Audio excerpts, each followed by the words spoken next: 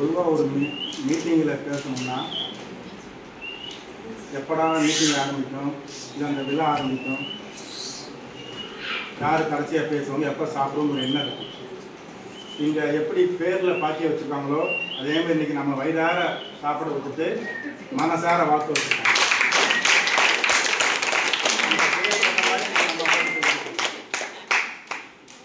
இப்போ என்னன்னா இது வரைக்கும் எல்லா பேரும் பேசிட்டாங்க. நான் முதல்ல பேசணும்னு கேட்டேன். நான் புரோட்டோக்கால் படி கடைசியில் ரெஸ்பான்ஸ் சொல்லிட்டாங்க. ஏன்னா நம்ம முன்ன பின்னா பேசுறது சீக்கிரம் பேசி முடிச்சுட்டா நம்ம நிறையா பேசிடக்கூடாது, அருவியாக பேசக்கூடாது ஒரு எண்ணம் நமக்கு தோணும் இல்லையா. அதனால் நான் முதல்ல பேசணும்னு நினச்சேன். இருந்தாலும் நான் பேசிடுறேன்.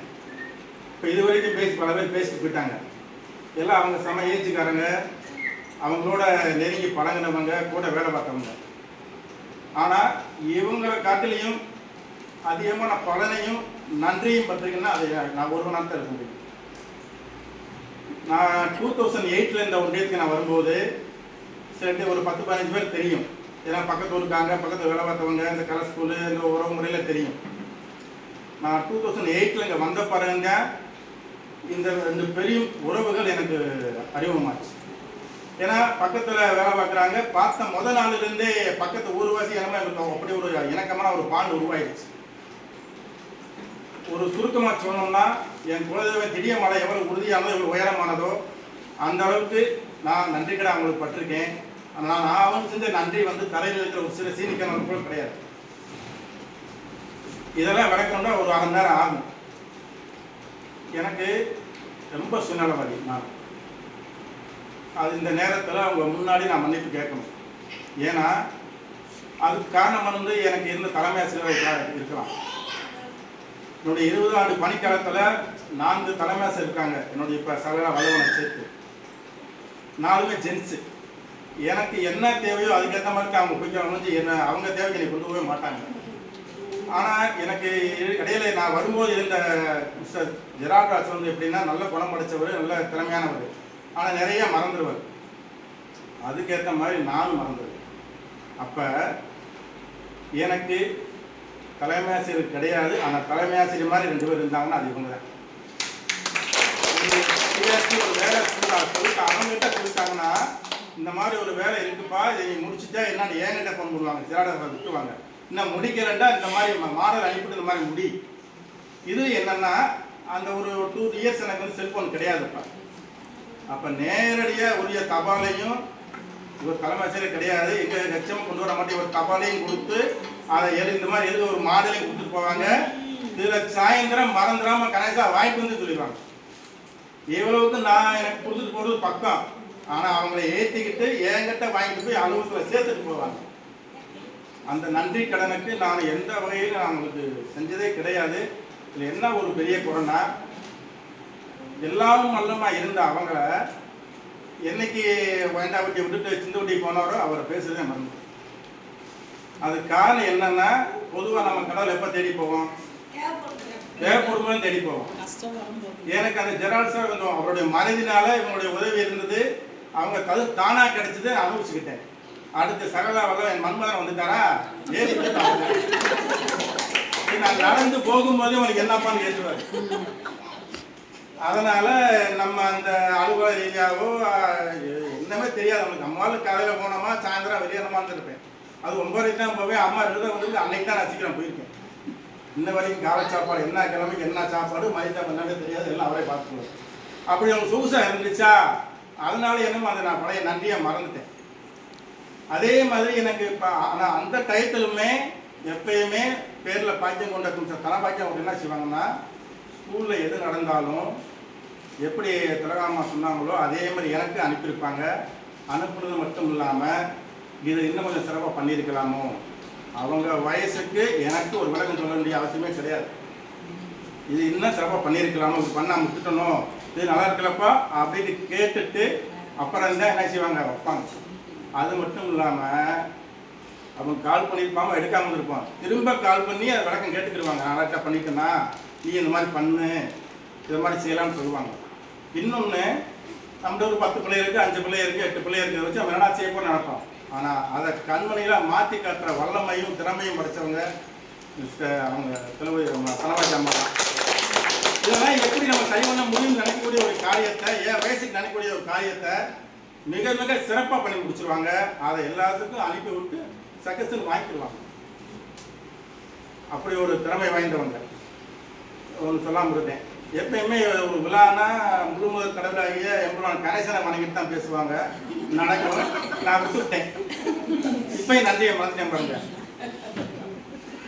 அவர் குணம் எப்படின்னா, பேருக்கு எப்படி கடவுளை கொண்டிருக்கிறாரோ அதே ஒரு மனம் படைத்தவர். அவர் மனிதனே கிடையாது, கடவுளுக்கு நிகரான ஒப்பற்ற. பொதுவாக நம்ம வீட்டில் நடக்கிற விஷயங்களை நம்ம அடுத்தவங்க சொல்ல மாட்டோம், நெருங்கி பார்க்கணும் தவிர. ஆனால் நான் வயசில் சின்னவன், பெரிய உறவு கிடையாது, பழக்கம் மட்டும்தான்.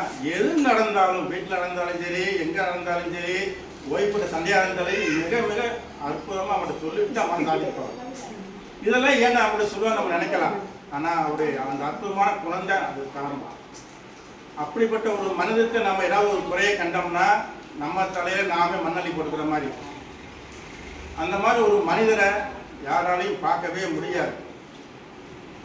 அப்படிப்பட்ட ஒரு மனிதர் இருக்கிற வரை உங்களுடைய பணியிடை காலம், பணி மீட்பு காலம் உங்களுக்கு சிறப்பாக தான் இருக்கும். ஆயுட்கள் எல்லாமே சிறப்பாக தான் இருக்கும். ஆனால் அதே நேரத்தில் ஒரு உறவு முறையில் எப்படி உமாக்கா சொன்ன மாதிரி தனத்திலையும் பாக்கியத்திலையும் நேரம் வந்தவங்க கணேசன் சமைச்சவங்க அவங்கள்ட்ட இருக்க முடியும்.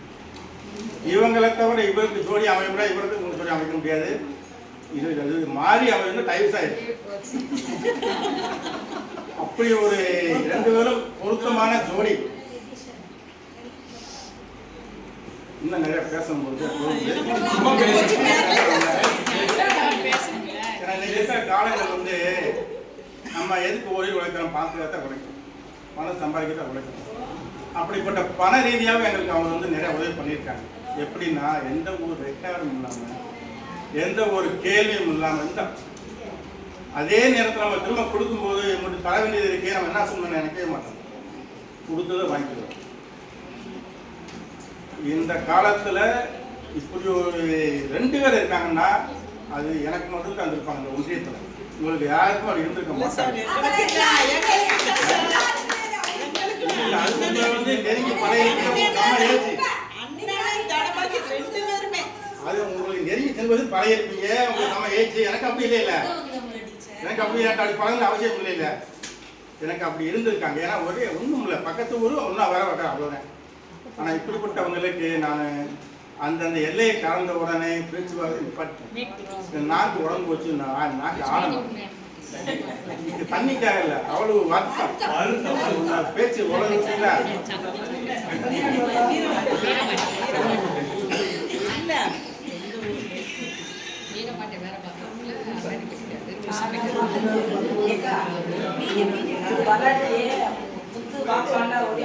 நான் முத்த நடக்க வைக்காட்டினாண்டு இப்படியே நடந்து வீரவாண்டி பக்கத்துல போயிட்டு ரோட்ல மட்டும் விட்டுருப்பாண்டு. அவங்க செய்யற உதவிக்கு வந்து ஏத்துன்னு சொல்ல மாட்டாங்க. எப்பயாச்சும் உதவி அது விளையாடி ஆரம்பிச்சுவாங்க. அப்படி கடவுள் வந்து நம்ம மட்டும் எதிர்பார்ப்பாங்களா? இது கடவுள் எதிர்பார்ப்பாரா? இல்லை, பிரதிபலன் பார்க்காம செய்வாங்க. அந்த மாதிரி என்கிட்ட 2 பேருமே எதுவும் பிரதிபலன் பார்க்காம எனக்கு அவ்வளவு நன்றிகள் பண்ணியிருக்காங்க. அந்த நன்றிக்கு நான் அவங்களுக்கு திரும்ப எதுவுமே செஞ்சது கிடையாது. அந்த நன்றியை மறந்துட்டேன். உண்மை சொல்லப்பா அதுதான். இவ்வளவுக்கு சிந்தப்பிலிருந்து நான் வந்துக்கிறப்ப நான் இவங்க திரும்ப போய்க்கிருப்பேன். நாமளும் விட்டு அவர் தான் கேட்காம போவேன். அப்போ எவ்வளோ ஒரு நன்றியும் மரம் இருந்தது மட்டும் நான் பாருங்க. அது அந்த தவறுகள் அந்த வண்டியில் வரும்போதே ஒதுக்கே வந்தேன். அப்போ நம்ம எவ்வளவு பெரிய தவறுகளாக இருக்குது, என்னுடைய அடிப்படை குணாதிசயம் இருந்தாலும் என்னுடைய தவறுகளை மன்னிச்சுட்டு நீ வரக்கூடிய காலங்களில் அதே உறவு நீடிக்கணும். இன்னொன்று சொல்ல மாட்டேன். அதாவது ஒரு வீட்டில் போய் நான் பார்த்து சோறு சாப்பிட முடியுமா? அவங்களுக்கு போய் சாப்பிடுவேன். அது நம்ம பழக்கம். அவங்களுக்கு போய் சாப்பிட்டேன். மூத்த கொஞ்சம் கவனிக்கிறீங்களா? பேசாதீங்கல்ல. முதல் பையனை கல்யாணம் முடிச்சுட்டாங்க. அங்கே மருமகை இருக்கு. நான் அப்போ போகிறேன். உடனே மருமகளை கூப்பிட்டாங்க. அந்த பிள்ளைய வந்துடுச்சு. உடனே ஸ்நாக்ஸ் எடுத்து வச்சாங்க. அந்த பிள்ளை பக்கத்தில் உட்காந்து பொதுவாக அது கன்சீவ் வருது. என்ன செய்வோம், ஒரு மொத்தம் வாங்கன்னு சொல்லிட்டு போய் உட்காந்துருக்கோம், அந்த பிள்ளைய உட்காந்துருக்கலாம். ஆனால் பக்கத்தில் உட்காந்துருந்து நான் அந்த ஸ்நாக்ஸ் சாப்பிட்டு முடிச்சுட்டு கொஞ்சம் அவ்வளோ பேச நேரம் வரைக்கும் அந்த கஸ்டமரோட உட்காந்து இருந்துட்டு நான் கிளம்பும்போது என் கூட வந்து வழியில் வச்சுட்டு அந்த புள்ள போச்சு. அது மூத்த முடியும். ஏன்னா அவங்களுக்கு பேருக்கு ஏற்ற மாதிரி, அவங்களுக்கு குணத்துக்கு ஏற்ற மாதிரி ஒரு வீட்டில் 2 மருமக அமைஞ்சிருக்காங்க. எப்படி அந்த மாலையை அவங்களால சமைக்க முடியலையோ அதே அளவுக்கு பாசத்தை கொடுக்கக்கூடிய ஒரு குடும்பம் அவங்களுக்கு அமைஞ்சிருக்கு. அந்த அவங்களுடைய எண்ணத்துக்கு ஏற்ற மாதிரி நீ வரக்கூடிய காலங்கள் அவங்க குடும்பத்துக்கும் அவங்க பேர குழந்தைகளுக்கும் அவங்க உற்றார் உறவினருக்கு எல்லாத்துக்குமே நல்லபடியாக இருக்கும், நல்லபடியாக இருக்கும் என்ற நம்பிக்கையோடு உங்களை எல்லாத்துக்கும் நன்றி கூறி